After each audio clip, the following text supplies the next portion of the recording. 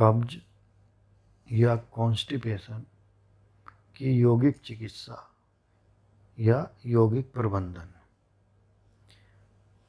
कब्ज की यदि बात करें तो कब्ज पाचन संस्थान के निचले हिस्से में होने वाली एक जीर्ण बीमारी है। इस रोग में शरीर से ठोस मल का निष्कासन अपर्याप्त और धीमा हो जाता है, जिसके परिणाम स्वरूप पाचन क्रिया के अवशेष बड़ी आंत में इकट्ठे हो जाते हैं। कब्ज, जिसे कि मला प्रवृत्ति, वृद्ध, बिटकता, विघय, बिड विबंदिता आदि अनेक शब्दों द्वारा शास्त्रों में जाना जाता है। सुश्रुत संहिता में अनहा शब्द का उपयोग विबंध के अर्थ में किया गया है। कब्ज को कब्जियत, कोष्ठबद्धता या मलबंध आदि नामों से भी जाना जाता है। कोष्ठबद्धता में कोष्ठ का अर्थ बड़ी आंत से है। जब भोज्य पदार्थों का अवशोषित हुआ वर्जित पदार्थ आंत पर कब्जा कर लेता है तो उसे कब्ज कहते हैं। साधारण भाषा में शुष्क मल के रुकने में होने वाला रोग ही कब्ज है। कब्ज हमारे गलत आहार विहार, खान पान संबंधी अनेक अनियमितताओं के कारण मल का रुक जाना ही है। हम जो भी खाते हैं उस भोजन का आमाशय तथा आंतों द्वारा पाचन अवशोषण किया जाता है। अनपचा कूड़ा स्वतः मल के रूप में निकाल दिया जाता है।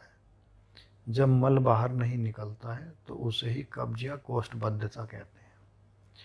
अतः कब्ज वह अवस्था है जिसमें लिए गए आहार का अवशोषण 48 घंटे में भी शरीर से बाहर नहीं निकल पाता और आंतों में ही पड़ा रहकर अनेकों रोग उत्पन्न करता है। यदि कब्ज के प्रकार की बात करें तो आयुर्वेद में या आयुर्विज्ञानियों ने कब्ज को निम्न भागों में विभाजित किया है। यांत्रिक या कायिक कब्ज, गर्भाशय, आमाशय या आंतों के विभिन्न रोग, ट्यूमर, अल्सर, सूजन, घाव, आंत में कोई निशान, फिसर आदि कारणों से उत्पन्न कब्ज यांत्रिक या कायिक कब्ज कहलाता है। फिर है क्रियात्मक कब्ज, मानसिक संवेगों, स्नायुविक कमजोरी, अंतःस्रावी ग्रंथियों के विकार, मल के वेग को रोकना, औषधि जन्य एवं आहार विषाक्तता, कम पानी पीना, श्रम का अभाव, धूम्रपान, बिना चबाए हुए भोजन करना, भोजन में फाइबर की कमी, मैदा आदि से बने पदार्थों का अधिक से अधिक प्रयोग करने से आंतों के स्वाभाविक कार्य में रुकावट आ जाती है, जिसे क्रियात्मक कब्ज कहा जाता है। जन्मजात कब्ज या उग्र आइडियोपैथिक कब्ज, बचपन में ही आंतों की संरचनात्मक विकृति के कारण जन्मजात कब्ज उत्पन्न होता है।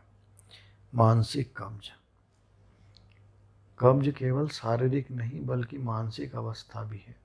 ऐसा व्यक्ति जिसकी विचारधारा और जीवन शैली निरुत्साह, अस्त व्यस्त और निष्क्रिय है, वह अवश्य ही धीमी पाचन क्रिया एवं कब्ज से पीड़ित होता है। इसी तरह निश्चित विचार और अपरिवर्तनीय मतों वाले, जिद्दी और परिवर्तनों को प्रसन्नतापूर्वक न स्वीकार करने वाले व्यक्तियों को इस प्रकार का कब्ज होता है। कॉन्स्टिपेशन या कब्ज के लक्षणों की बात करें तो इसके निम्न लक्षण होते हैं। मल निकासी में अनियमितता, मल निकासी में कठिनाई, मल त्याग में अधिक समय लगना, सख्त दुर्गंध युक्त अल्प मात्रा चुभन युक्त मल की निष्कासी या निष्कासन,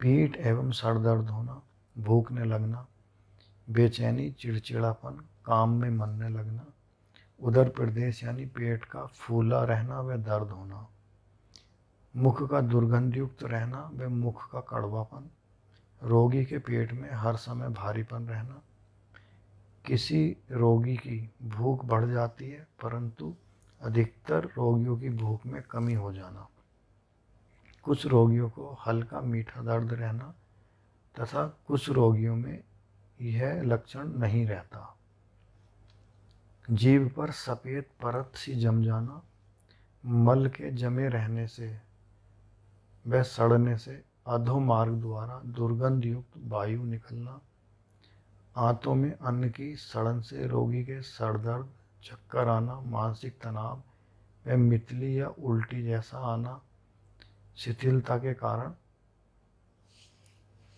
या शिथिलता के लक्षण उत्पन्न होते हैं। कब्ज के रोगियों में आलस्य, सुस्ती, नींद न आना, ज्वर आदि लक्षण देखने को मिलते हैं। कब्ज के रोगियों में अग्निवान, अरुचि, अफारा आदि लक्षण भी देखे जाते हैं। स्नायु संबंधी रोगों का शिकार हो जाना, अधिक दिनों तक कब्ज रहने से अर्श या बवासीर की उत्पत्ति हो सकती है, यह भी एक लक्षण है। पेट में गैस बनने पर हृदय को प्रभावित कर घबराहट को जन्म देना, अर्थात पेट में गैस बनने पर हृदय के आसपास भी घबराहट हो सकती है। गले में जलन की शिकायत होना, सुबह सोकर उठने के बाद भी थकावट होना, सुबह कब्ज के रोगियों को बार बार सिर में दर्द होना, कई त्वचा संबंधी समस्याएं उत्पन्न होना, नेत्रों में भारीपन होना या नेत्र भारी होने की समस्या होना, संपूर्ण शरीर में भारीपन होना, एक बार में पेट साफ न होना, कई दिनों बाद सोच जाना, आँखों के पास गहरे गड्ढे होना व चेहरे पर कील मुहासे निकलना। कॉन्स्टिपेशन व कब्ज के कारणों की बात करें तो इसके निम्न कारण हो सकते हैं, जैसे आहार्य कारण। इनमें मुख्य आहार्य कारण क्या हैं? भोजन की अनियमितता, अत्यधिक गरिष्ठ एवं मिर्च मसाले व तली भुनी चीज़ों का अत्यधिक सेवन, मानसिक तनाव उत्पन्न होने के कारण, भोजन के तुरंत बाद मानसिक व शारीरिक श्रम, अनुचित रूप से भोजन चबाने के कारण, अत्यधिक चाय या कॉफ़ी के सेवन से, पत्तेदार, रसेदार व छिलकेदार सब्जी न खाने से, नशीले पदार्थ जैसे शराब, अफीम आदि के सेवन से, गर्म व शुष्क औषधियों के कारण, अपच व गैस के कारण, चिकने मैदा युक्त तले भोजन के कारण, अत्यधिक रूखा एवं बासी भोजन करने से कब्ज हो जाता है। भोजन का समय निश्चित नहीं होना भी कब्ज का एक कारण है। चोकर रहित महीन आटा, बिना छिलके की दाल तथा रेशे रहित आहार का अधिक सेवन भी कब्ज का एक कारण है। बार बार भोजन करने की आदत से भी कब्ज होता है। अब यदि कब्ज के मानसिक कारणों की बात करें तो ये क्या हो सकते हैं?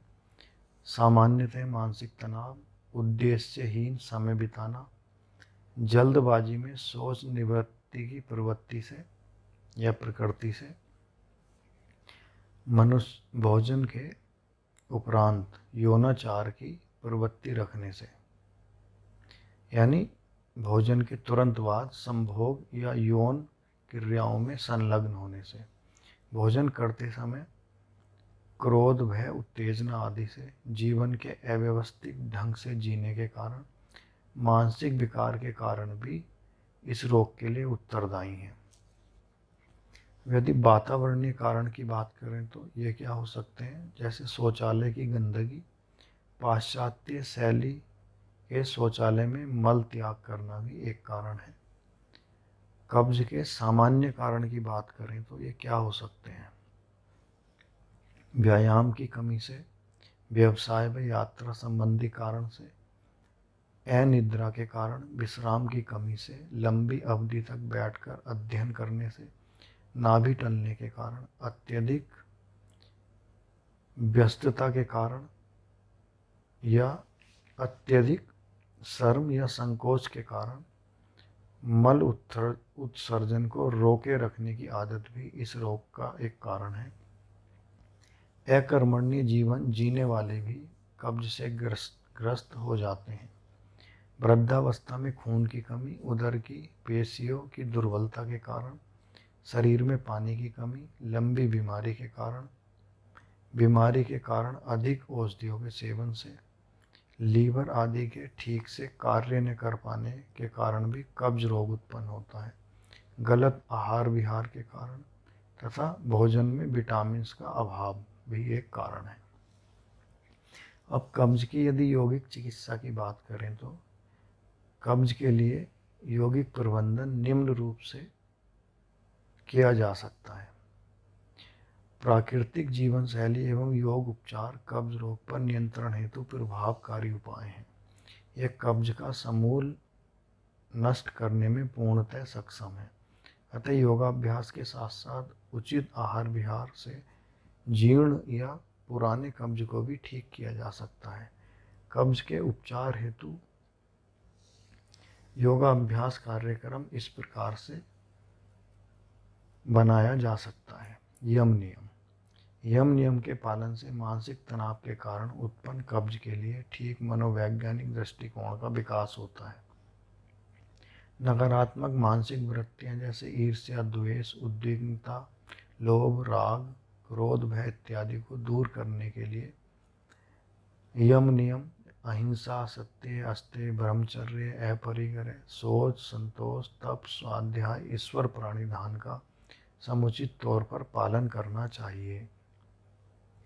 षटकर्म की यदि बात करें तो नियमित अंतराल पर लघु संघ प्रक्षालन एवं पूर्ण संघ प्रक्षालन का अभ्यास उचित मार्गदर्शन में करना लाभप्रद है। इसके अतिरिक्त अग्निसार, न्योली, कपालभाति एवं बस्ती क्रिया भी कब्ज के प्रबंधन में उपयोगी है। आसन की यदि बात करें तो प्रारंभ में सूर्य नमस्कार का अभ्यास क्षमता अनुसार 6 से 12 चक्र या 6 से 12 बार कुशल योग प्रशिक्षक के मार्गदर्शन में करना लाभप्रद है। इसके साथ साथ ताड़ासन, तिर्यक ताड़ासन, कटी चक्रासन, त्रिकोणासन, जानुशिरासन, पश्चिमोत्तान, भुजंगासन, शलभासन, धनुरासन, चक्रासन, वकासन, अर्धमत्स्येंद्रियासन, गोमुखासन, मत्स्यासन, सर्वांगासन, हलासन आदि आसनों का अभ्यास भी कब्ज में लाभ पहुंचाता है। नियमित रूप से भोजन के पश्चात कम से कम 10 मिनट वज्रासन में बैठना भी कब्ज के लिए लाभप्रद है। प्राणायाम की यदि बात करें तो भस्त्रिका प्राणायाम, सूर्य भेदी प्राणायाम का अभ्यास हितकर है। मुद्रा एवं बंध की बात करें तो योग मुद्रा, अश्वनी मुद्रा, उद्यान बंध एवं महाबंध मुद्रा का अभ्यास करना चाहिए। ध्यान कब्ज के लिए शवासन, योग निद्रा, अंतः मौन, सोहम जप आदि का अभ्यास उपयोगी है। आहार की यदि बात करें तो इसमें पत्तेकारक आहार जैसे ताजे फल, सब्जियां, अधिक मात्रा में सलाद जो रेशे से या फाइबर से परिपूर्ण हो, अंकुरित एवं साबुत अनाज, पका हुआ अमरूद, सूखे मेवे, अंजीर आदि का उपयोग लाभदायक है। इसके पाचन के पश्चात जो अवशेष बचता है यह आंतों की क्रियाशीलता को बढ़ाता है। सूखा भोजन करने से उसे चबाते समय अधिक मात्रा में लार भोजन में मिलाकर उसे करना चाहिए, जिससे आंतों में चिकनाहट मिलती है तथा पाचन क्रिया में तीव्रता आती है। छिलका व चोकर युक्त अनाज, आटा, अंकुरित अनाज में दालें, बथुआ, अमरूद, पपीता, सलाद, हरी सब्जी, आलू बुखारा, अंजीर, मूंग की दाल, शहद, मूंग, मसूर, नाशपाती, अंगूर, अमरूद, अंजीर, पपीता, आम, संतरा, किशमिश, खजूर, अखरोट आदि का सेवन कब्ज में हितकर है। यदि अपत्य कारक आहार की बात करें तो फूल गोभी, अरबी, भिंडी, सरसों का साग, कच्चा आलू, उड़द की दाल, माँ की दाल, राजमा, केला, मैदे से बनी वस्तु, पानी की कमी, अरहर की दाल, प्रोटीन युक्त व गरिष्ठ मिर्च मसाले युक्त भोजन, केला, कटहल, मिठाई, केक, पेस्ट्री, फास्ट फूड, मांसाहार, चीनी, मैदा, ब्रेड, बिना छिलके वाली दाल, तंबाकू, शराब आदि का अधिक सेवन नहीं करना चाहिए। कब्ज संबंधित अन्य सुझावों की बात करें जो उपयोगी हो सकते हैं, वह क्या है? जैसे सामान्य कब्ज की स्थिति में आसन के अभ्यास से पूर्व 1-2 गिलास गुनगुना पानी पीना चाहिए। शौच निश्चित समय पर जाने की आदत डालनी चाहिए। भोजन के तुरंत बाद लेटना नहीं चाहिए। कुछ देर वज्रासन में अवश्य बैठना चाहिए। थोड़ी देर टहलना आवश्यक है, खासकर रात्रि भोजन के पश्चात। नियमित व्यायाम जैसे तैरना, दौड़ना, टहलना आदि के लिए समय निकालना चाहिए। विरेचक दवाओं के सेवन से बचना चाहिए। सामान्य दिनों में अधिक मात्रा में कम से कम 8 से 10 गिलास तरल पदार्थ का सेवन करना चाहिए। सुबह उठते ही लगभग 1 लीटर तक गुनगुना पानी पीकर लघु संघ प्रक्षालन समूह के अभ्यास करने से भी पेट जल्दी साफ हो जाता है। इस प्रकार यदि हम देखें तो उपयुक्त योग प्रबंधन या यौगिक चिकित्सा अभ्यास का पालन करके कब्ज को समूल रूप से नष्ट किया जा सकता है।